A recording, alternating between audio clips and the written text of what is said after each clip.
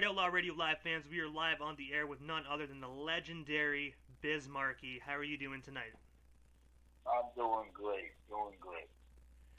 All right, so I have to ask, what I want to know this for a very long time. What made you decide to get into music? I always love music. But to get into hip hop, I heard my first hip hop tape was the Elbows, the man with the theater. And I heard that in '78 or '77, and I've been addicted ever since. Man, honestly, that's a bad. Like normally, when you just hear one song, you just get massively addicted. You know, you get that one Like, taste of hip hop and you love it. hip-hop. This is before hip hop songs. This is when it was just cassette. Oh, that's going way back. So the name Biz Markie, how did you get that name? Um, uh, the way I got Biz Markie is that L Brothers, they had a group. It was Grand Wizard Theodore, Kevin Cav, Master Rob, Busy B. Starsky. I got my name from Busy B. Starsky, but my favorite rapper was Master Rob. So when Busy B, when I got into my own, is when I changed my name to Biz Markie, and it was history ever since. And you know what? You're a household name. You know, you're on CDs, you're in movies, you're a beatboxer. Like you're everywhere. Hey, it's another day at work. That's what it is. Work, putting in work, man. So speaking of putting in work, one of your most known songs is called "Just a Friend." What is the inspiration behind that track? It was something that happened to me a long time ago where I was talking to a girl, and every time I called her, she said she had just a friend. You know what I mean? Oh yeah, like I think everybody has had that one girl in their life that he's just a friend. Yeah. You find out it wasn't just what you call it. It wasn't just a friend. You find out it was somebody she's messing with. So in August 21st, 1991, you released your album "I Need a Haircut," which is personally one of my favorite records you ever produced. How did that record come to be, and what is your favorite track off that record? I like all of them equally because all of them have meaning to them. It's not bad. So also you appeared on the Red Hot Organization's completion CD, "America is Dying Slowly," with many other legends, in addition to raising money for HIV AIDS. What was it like doing that record? It was dope doing the record, but I did it for the cause. You know what I mean? I did it for the cause. How did you get linked up with that organization to get that record going? They called my record company and they asked me did I want to do it. I said yes, I'll do it for the cause. And you know what? That honestly not a lot of records actually do stuff like that anymore. You know, I commend you for that. You know, just being able to do a completion CD. Well, I wish artists nowadays would do stuff like that. I mean, I can't speak on somebody else, but anything, whether it's, like I just had a cancer walk last week.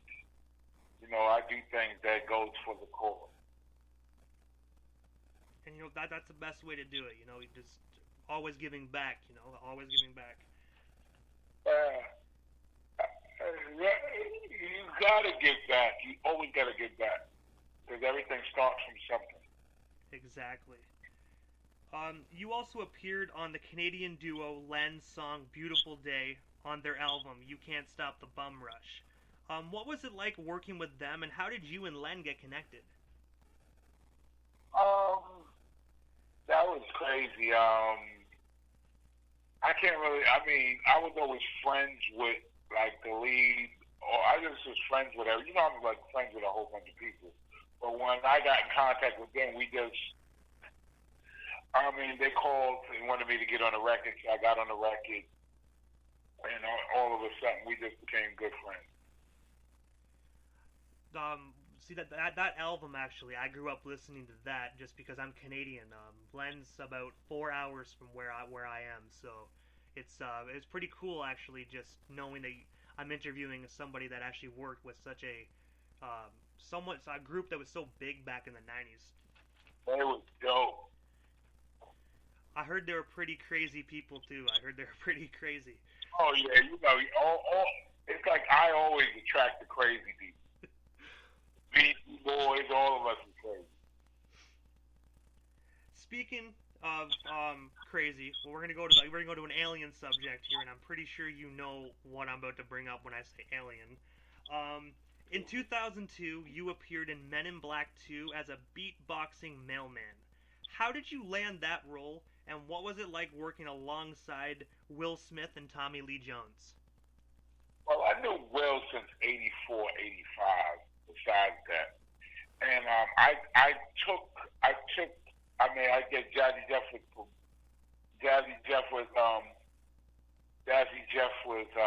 doing the album, Jill Scott music and everything. So I took his place as a DJ, and Will and Tommy Lee Jones said, "Yo, why don't you let Biz do the beatbox in this part?" So they let me do the beatbox, and the rest was history. They cut a part in the movie for me. That's crazy though, because the funny thing was I didn't recognize that was you in the movie for like the first thing to why when it first came out I didn't recognize it was you, and then about after 2 or 3 times I was like wait that I know him, because it's like it was such a small cameo but it was such a big part in the movie because that's what made Tommy Lee realize like okay I used to be part of the Men in Black, so it was a big part in the movie. Also in 2008, you began opening for Chris Rock's No Apologies tour. What was it like working with Chris Rock? Well, me and Chris Rock been boys since early '80s. Even when he started career, he started and I started. He started comedy, I started hip hop. Plus, Chris Rock was DJing too. Yeah, I heard Chris Rock's a really fun guy to work with. Yes, Chris Rock is the best. Chris Rock is cool. Chris Rock is the best. And he asked me to DJ on a tour. I said, hell yeah, I DJ on a tour. You know you my man, and I just did it. That's awesome. You know what I mean? It's not every day someone like Chris Rock hits you up and was like, hey, want to work on my tour? That's a pretty fucking awesome thing. Two legends working side by side. I'm not that hard to work with. You know what I mean? Oh yeah, I've been following your career for a long time, and I think you're one of the most laid back individuals in the music industry. Also, you appeared on Snoop Dogg's game show not too long ago called Joker's Wild. What was it like working with Snoop and being on that show? Well, me and Snoop been boys back since '92, '93, and we bump into each other whenever we bump, or we call each other all the time. And he asked me to be on the show, and I said, "Hey, why not be on your show?" Honestly, that's probably one of my favorite game shows still on TV. I love the content in that show. Speaking of show, Breath Control, the history of the human beatbox. You were part of that. How did you land that role? I didn't even know I was part of it. Oh, it was like a documentary. I think you had like a little skit in it as well. Like I think they might have took something from your old interview with it. I never seen it. Oh. I never seen it. Hopefully, I didn't spark a lawsuit. Well, one last question I have for you, Biz.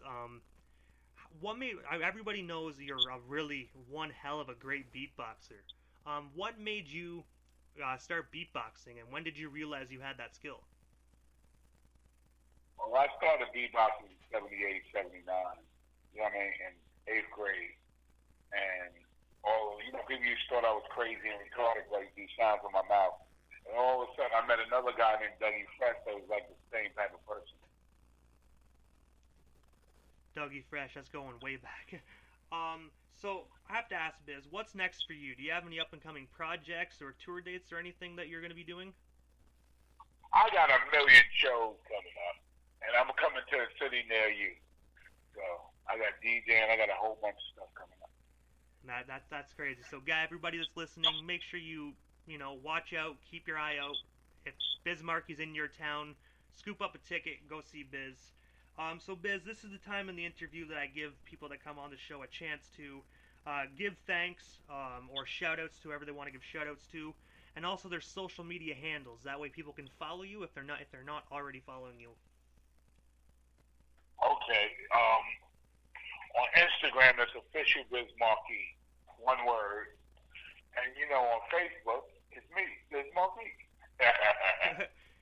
Heck yeah. On Twitter, it's the real Biz Markie, I think. I forgot. Yeah, I don't think a lot of people really uses Twitter very much anymore. Yeah, but Instagram is the official Biz Markie, one word. All right, Biz. I want to say thank you so much for providing me with your time. I hope you have yourself a wonderful night. It was an absolute honor, and good luck on all your shows and your up and coming projects. All right, thank you, boy. Thank you very much, Biz. Have yourself a wonderful night.